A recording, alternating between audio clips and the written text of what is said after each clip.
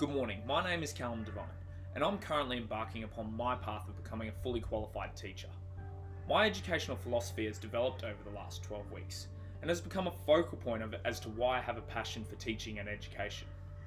My vision is a simple one that encompasses the progressive movement of social reform and student-centered practical experience, and also one that encourages the nurturing of relationships between teacher and student. Let's not forget, we are all lifelong learners, and like John Dewey states, that education is development, and development is growing, so therefore it's life itself.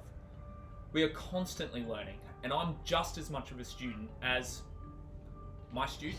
In my vision, I believe that the aim of education is to create critical thinkers who can grasp the ever-changing world and who can hit the ground running through fundamental and practiced experience, to be that agent of change and role model within our society, and finally, to be inclusive to all homogeneous and heterogeneous learners. Because even though I'm going to have a lot of difference in my classroom, I'm going to have a lot of people who are going to be just like me. It was John Dewey who stated that education is the fundamental method of social progress and reform. This is such a powerful statement by John, showing that education constructs the building blocks to social transformation. To transform though, we need to know what we have produced in the past.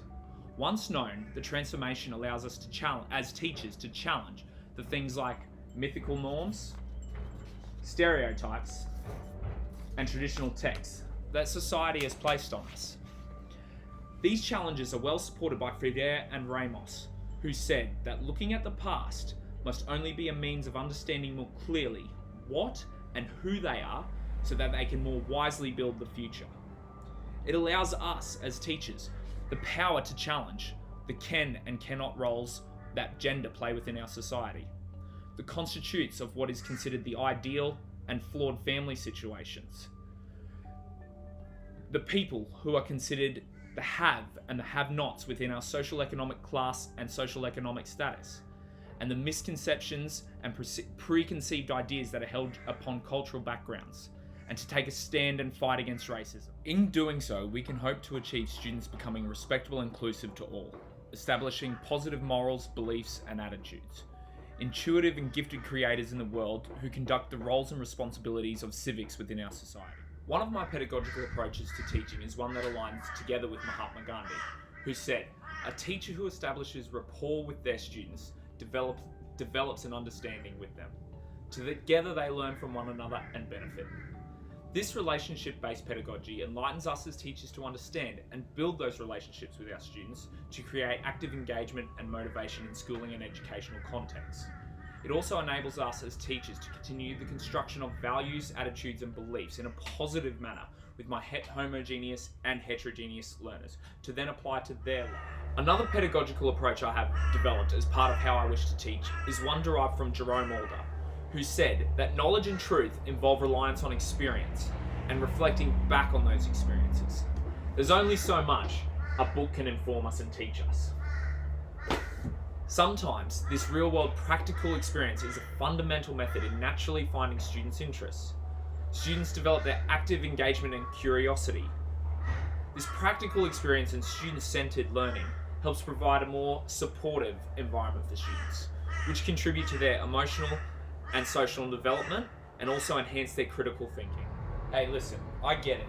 I understand that part of becoming a teacher will be following the structure of the Australian curriculum that has been set, and to follow NAPLAN's literacy and numeracy tests at certain year levels.